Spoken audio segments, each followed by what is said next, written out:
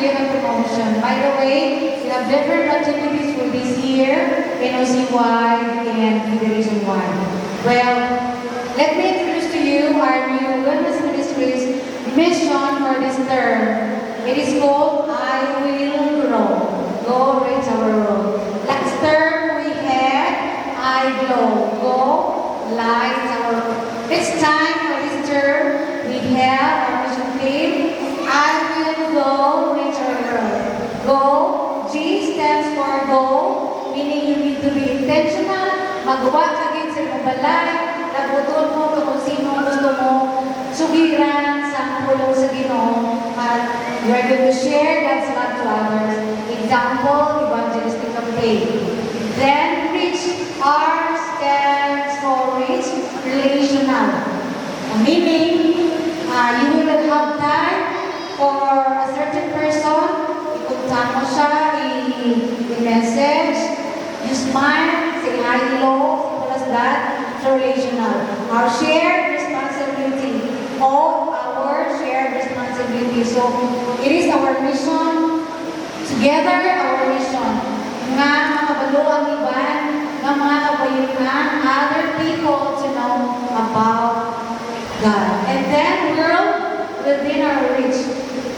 Ano, nakalimutan ko, hindi na ito mga malagutan.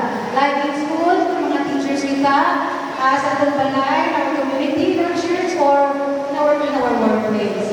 So this is I will grow, go reach our wellness ministry this term. Now I introduce to you our new leaders for this term. From the General Conference, Women's Ministries Director, Sister Dr. Galina Steele, Nagulos Diamond, Small Dawn, and her Associate Director of Nipoke, Adonea Sisu.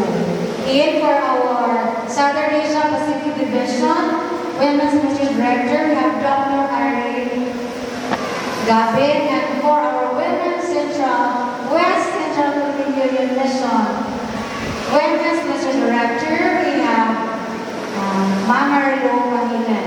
And with this month, now August month, we are celebrating together the End It Now celebration. And our theme there is the healing power of compassion. End It Now celebration is the third special days being celebrated by the women all around the world to promote advocacy of to stop different types of abuses.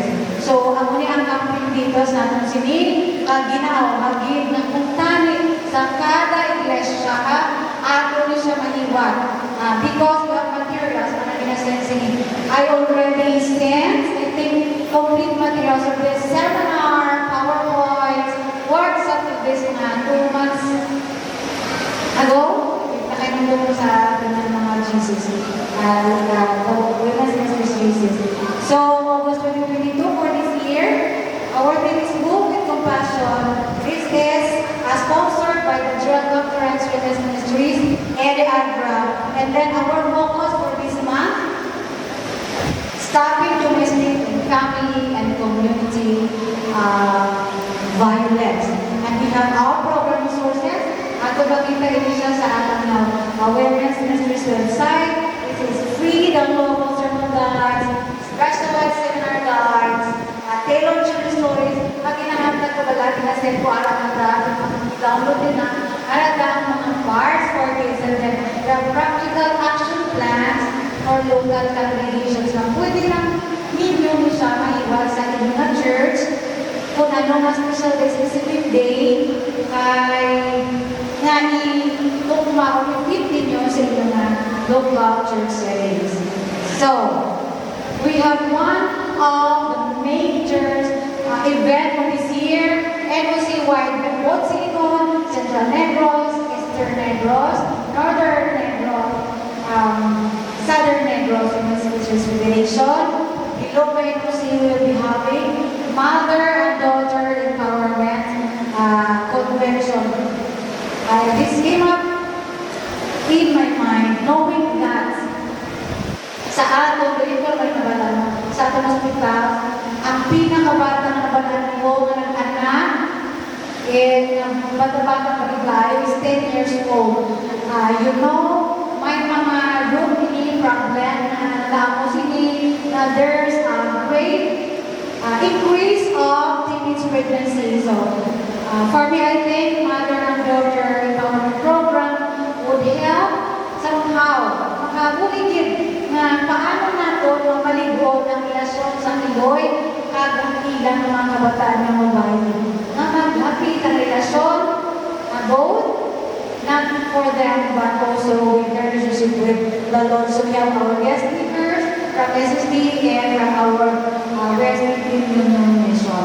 So the date is September 18 to 19, and we will be having our registration here. We will start early at 6 p.m. on September 18. So can we have your names instead, mother and daughter, sa inyong mga respective districts through your ministerial spouses and districts women's president para mas mga positive ways. We'll be sending instructions through through the group chats. Alright. Don't worry about registration, barato lang tayo. So we are also joining with One Voice 27. So by September 5, there will be launching of this NOC-wide. As you can see that, those are the participants you can see on screen. NOC administrators. By the way, this will be launched by the SSD personnel that will be coming here in our conference.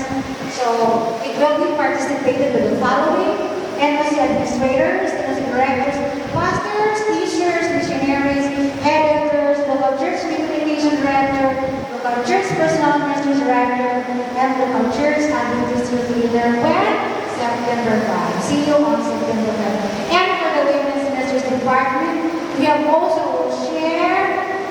We are gathering for Hear Her Voice, His mission. If you share your conversion story, you can share God's love to others through your beautiful conversion story. Just please submit to your district presidents your conversion story in 250 words English. Okay? Next, coming up, we have our Central Negros Mental Health Level 1, the Mental Health Training Level 1, Thinking Well, Living Well. All the programs, the council programs for the women's ministries that will be launched here in our conference is based on the general conference programs of the women's ministries department. So, this is it. Thinking well, living well. Maayon kita ng kaminsaro, maayon kita natin na pagkabuhi because our thoughts, the way we hold our thoughts have a lot to do in honoring the Lord. So where? October 10, 2026. And the last, we are requesting for the participation of the women's in the districts for the coming Ministerial Spouses Association Evangelistic Campaign is coming Sunday. And so we would like to request for the district women's officers, our presidents and the federation officers for the Central Federation to please meet up after our event for a short convene and preparation for this evangelistic campaign, which will be collaborated with the 14 districts comprising this federation. And that's all for my promotion. I hope that these different chosen events will not only help us, increase our faith in the Lord, make our ministries more active, but it would help us to prepare ourselves and our family for heaven.